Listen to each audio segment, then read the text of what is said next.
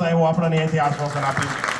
સંપૂર્ણ તમે નહીં, ભારતીય કિસાન સંઘ એક જિલ્લાનું કે તાલુકાનું કે ગ્રામ સમિતિનું સંગઠન નથી, સંપૂર્ણ રાષ્ટ્રીય સંગઠન આપણે ચલાવીએ છીએ. એટલે જરૂર પડશે તો ગાંધીનગરની અંદર જઈને આ સરકાર સામે મોરચો માંડવો પડે તો માંડશું. આટલો આપણને અહીંથી વિશ્વાસ આજે આપ્યો છે.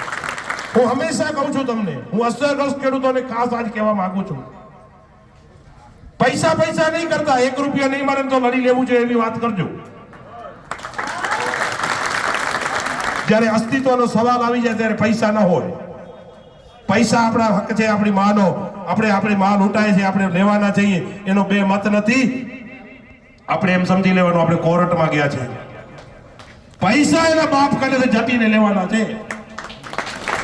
કોઈ તમને ભડકાવે કાલે કે ભાઈ પછી છે ને પૈસા નહીં મળે, પૈસા તો લેશું, ડંકાની ચોટ ઉપર લેશું, અમારો અધિકાર છે, અધિકાર લઈને જપશું, હકીકત છે. પણ મિત્રો ઘણી વખત છે ને લડાઈ સત્યની લાંબી ચાલે. હું હંમેશા કહું છું સત્યની લડાઈ છે ને એ થોડી વારમાં એનો છે ને રિઝલ્ટ ના આવે, અને એવા તો હારા લોકો નથી. 87-88 ની 19 લોકોની શહીદની મહામંત્રી શ્રી વાત કરી, આપણે જ એમને બેસાડ્યા છે. પણ હું હંમેશા કહું છું મૂળ લોકો રહ્યા નહીં, બધું મિક્સિંગ થઈ ગયું. 24 નંબર, 68 નંબર, 32 નંબર, G2 મઠડી, આ બધું મિક્સિંગ થયું ને. મૂળ લોકો હોત તો આ પરિસ્થિતિ નિર્માણ કદાચ ન થઈ હોત, એવું મારું પોતાનું અંગત માનવું છે. પણ આ બધું મિક્સિંગ કરી નાખ્યું, માલ બધો ખરીદી લીધો, ઓળ ખોળ જે આવ્યું, પથરા હોતો, ડેફે હોતો, બધો ખરીદીને કર્યો ભેગો, એટલે આ પરિસ્થિતિ નિર્માણ થઈ છે. અને એમાંય આપણે જ ક્યાંક જવાબદાર હશું. જો ભૂલ કરો ને એટલે ભોગવવી પડે. મારે વિશેષ આજે વાત નથી કરવી, પણ એક વાત આજ મીડિયાના માધ્યમો છે એટલે અહીંયાથી મારે કહેવું છે કે નેતાઓના પુત્ર એમ કે તમારી બેન દીકરીઓ, મને છે ને લાગી આવી વાત છે એટલે કહું છું, તમારી બેન દીકરીઓ પૈસા માટે આગળ આવે છે, પૈસા માટે તમે બેન દીકરીને આગળ કરો છો. એનો મતલબ શું થાય મિત્રો? આપણી તમામ ગુજરાતના નહીં, તમામ દેશની કિસાનોની મા બહેનોને ગાળ આપી છે. આ બરાબર આનો મતલબ આ થાય. હવે પૈસા ના હોય, પૈસા તો લેશું ડંકાની ચોટ ઉપર. આપણી મા બેન ને ગાળ દીધી છે. અમારી મા બેન એવી નબળી નથી, અમે અમારો અધિકાર માંગીએ છીએ અને ડંકાની ચોટ ઉપર અધિકાર અમે લેશું. તમે ને એવડી પીડા થતી હોય તો તમે આવો ને મેદાનમાં. તમે ક્યારે આવ્યા અમારી બેન દીકરી માટે? તમે મત લઈને ગાંધીનગર પહોંચ્યા છો. અમે ગાંધીનગર, અમારા મત માટે તમે ગાંધીનગર પહોંચ્યા છો, અને અમારી બેન દીકરીને તમે એમ કહેશો કે પૈસા માટે 2-5 લાખ માટે આગળ આવે છે. એવા સાવકારો તો આપો તમે. અમારો અધિકાર આપો. અમે અમને કોઈનું મફતનું જોતું નથી. અમે તો ખવડાવવા વાળા લોકો છીએ. અમે ખાવા વાળા ક્યાંથી થઈ ગયા? અમે તો હંમેશા આમ કરવા વાળા લોકો છીએ. મિત્રો આપણને બધાને ગાળ દીધી છે, એટલે હવે જાગી જવાની જરૂર છે. અહીંયાથી જ્યાં સુધી આહવાન ન થાય ત્યાં સુધી ઘરે કોઈ નહીં જાવ ને. અને પાછળ જો અવાજ નથી આવ્યો, મારે આવી નથી કરવું. જે વાત કરો એ સાચી કરજો. જ્યાં સુધી અહીંયાથી આહવાન ન થાય ત્યાં સુધી એક પણ કાર્યકર્તાને ઘરે જવાનું નથી. નક્કી છે? તો કરો બે હાથ ઊંચાથી ઊંચા. અહીંયાથી આપણે રેલી કાઢીને સ્થળ ઉપર જઈએ છીએ. જરૂર પડશે તો આપણે અહીંયાથી કાર્યકર્તાઓને કહું છું કે ભોજન પણ ત્યાં જ લઈ આવે. આપણે ભોજન પણ ખેતરમાં જ કરશું બધાએ સાથે. અને એના પછીનો કાર્યક્રમની જે કઈ સૂચના મળે, કાર્યક્રમ કરવાના છે. હજી આજે કરવા છે ને.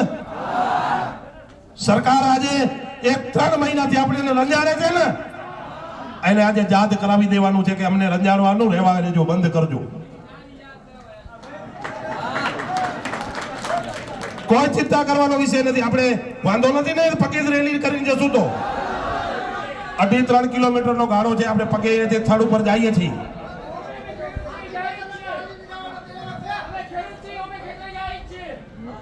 મિત્ર મારી વાત સમજાય છે? સીટ સુધી સમજાય છે ને?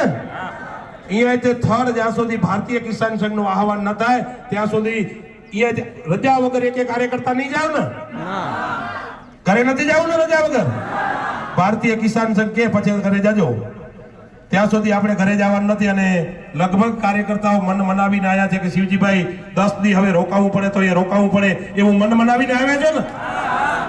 આપણે રોકાવું પડે તો રોકાવું પડે. મિત્રો આપણો આ 5-25 ખેડૂતોનો પ્રશ્ન નથી, આ પ્રશ્ન આપણો બધાયનો છે. આવનારા તારીખમાં હજી ઘણી બધી લાઈનો નીકળવાની છે. 4 નોટિફિકેશન તો મંત્રી પડી ગયા છે, અત્યારે સર્વે ચાલુ છે અને 12,000 કિલોવોટની લાઈન નીકળવાની છે. આ 7,65,000 છે એ 12,000 છે, આ 765 છે એમ 12,000 છે, એટલે 12 લાખ કિલોવોટ નીચે. મિત્રો આપણે ઊભી નહીં શકીએ. આપણે વિકાસના ક્યારેય વિરોધી નથી. આપણો અધિકાર માટે આપણો અધિકાર આપણે માંગીએ છીએ. અમે વિકાસ થાય એમ આપણે ક્યારેય રોકવાવાળા લોકો નથી, પણ પેરેલલ ખેડૂતોનો વિકાસ થવો જોઈએ આવી આપણી વાત છે. તો હવે અહીંયાથી આપણે રેલી લઈને સ્થળ ઉપર જશું. એના પછી ભોજન કરીને જે કઈ સૂચના મળે આપણા વાહનીય છે જ.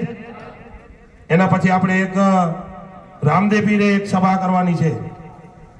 ક્યાં વોંધ ધ્યાન આવે છે બધાને? આપણે રામદેવ પીર મહારાજના દર્શન કરીને એક સભા કરવાની છે. એટલે રામદેવ પીર મહારાજના પણ દર્શન આપણે કરશું અને ત્યાં પણ આપણે એને સભા કરશું અને પાછા અહીંયા આવશું. અહીંયાથી રામદેવ પીર મહારાજને આપણે દર્શન કરવા જવાના છે, બરાબર?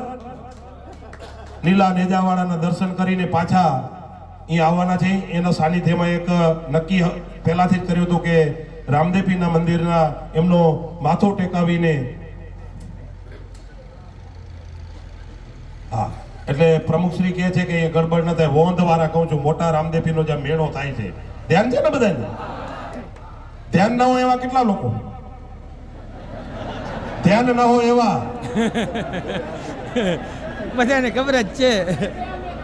ધ્યાન છે ને? મોટા જ્યાં વોંધ, જ્યાં રામદેવ પીર નું મુખ્ય જગ્યા છે, જ્યાં 3 દિવસનો મેળો ભરાય છે, ઈ રામદેવ પીર નું પ્રાંતની ટીમ અને જિલ્લાને આપ સૌ બધા માથું ટેકાવવાનું છે. આપણે હંમેશા આસ્થામાં આપણે એમને કહીએ છીએ. હું 2 મિનિટ માટેની એક ધૂન બોલાવીને પછી અહીંયા આપણે રેલી આપણે હંમેશા ભગવાનને આસ્થામાં માનીએ છીએ, એટલે 2 જ મિનિટ માટે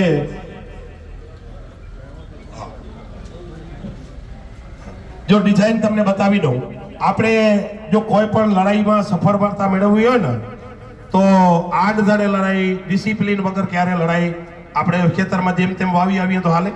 ચાસ સીધો રાખીએ, બરાબર નીંદ કાઢીએ. આ આપણી ખેડૂતની પદ્ધતિ હોય.